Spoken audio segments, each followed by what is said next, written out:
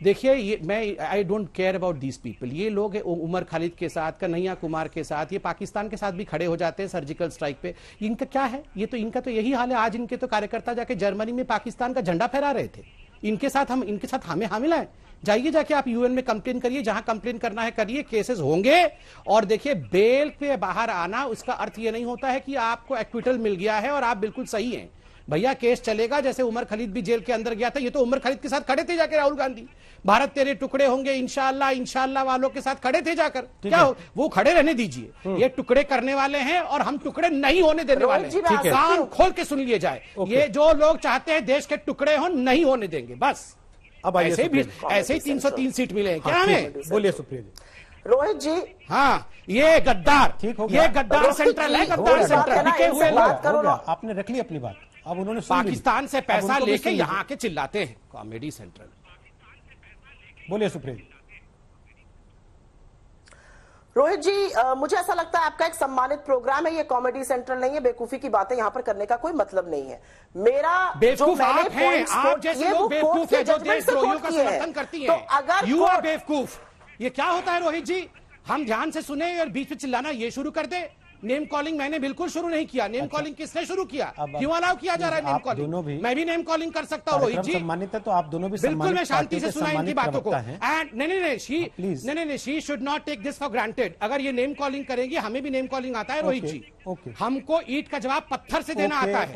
और याद रखिए, जिसके पार्टी का प्रेसिडेंट राहुल गांधी जैसे पप्पू हो ना, उसके प्रवक्ताओं को यहाँ पर आके जवाब देने की कोई आवश्यकता नहीं है।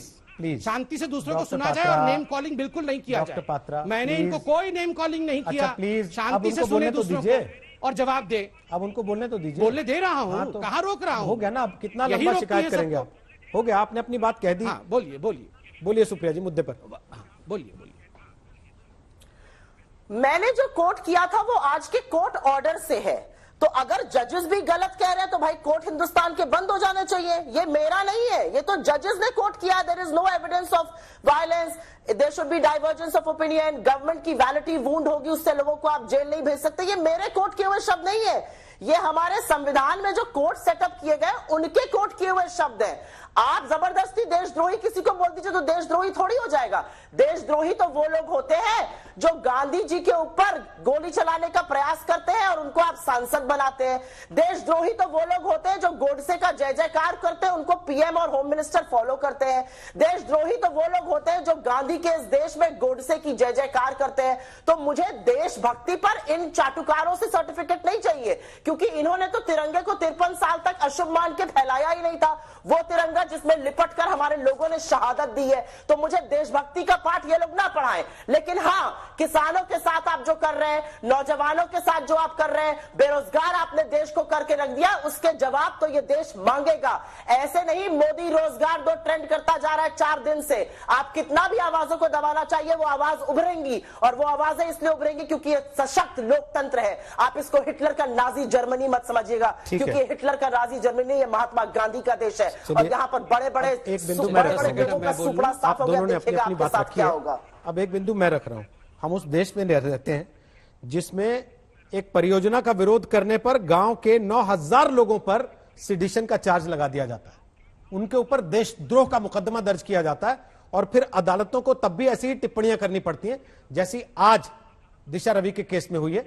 यह भी बात सच है कि अभी रिहाई नहीं हुई, जमानत हुई है, लेकिन संबित पात्रा, दिशा रवि को जमानत मिल गई। दीप सिद्धू 14 दिन की हिरासत में चला गया। लखा सिद्धाना, जिस पर इनाम रखा हुआ है दिल्ली की पुलिस ने, जिसके पोस्टर लगे हैं जगह जगह, वो बठिंडे में खड़ा होकर रैली कर रहा है, उसके वीडियो चल रहे हैं, लेकिन पुलिस वहां तक नहीं पहुंच पा रही है।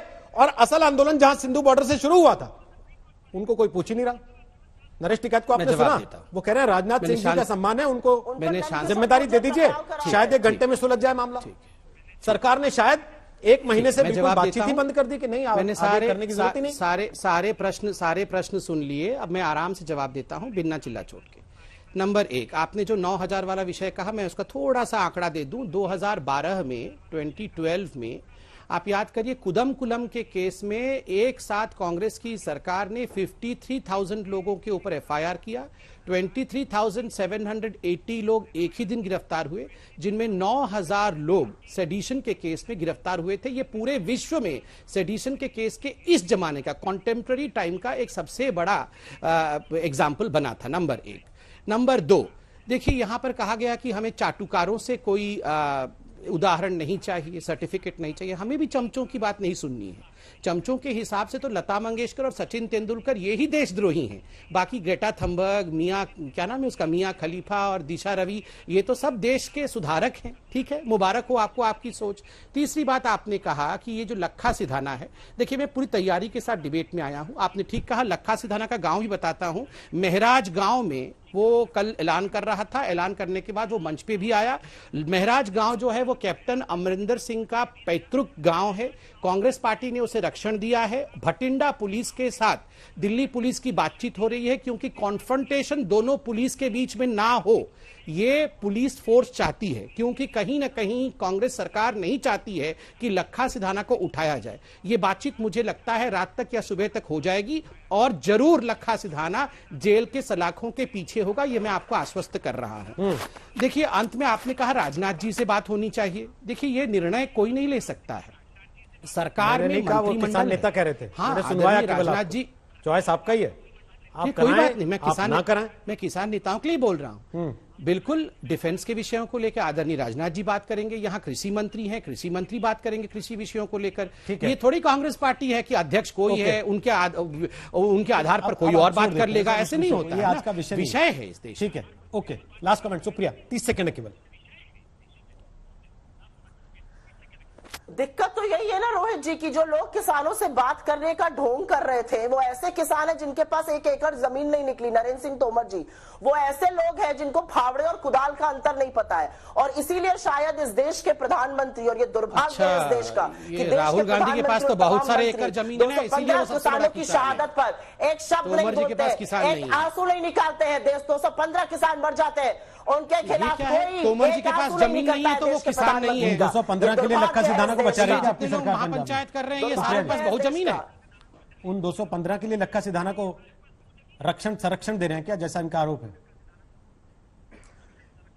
बिल्कुल भी नहीं दे रहे हैं, लेकिन हाँ, हम ये 215 किसानों के साथ तो खड़े हैं जिनकी मौत हुई है, जिनकी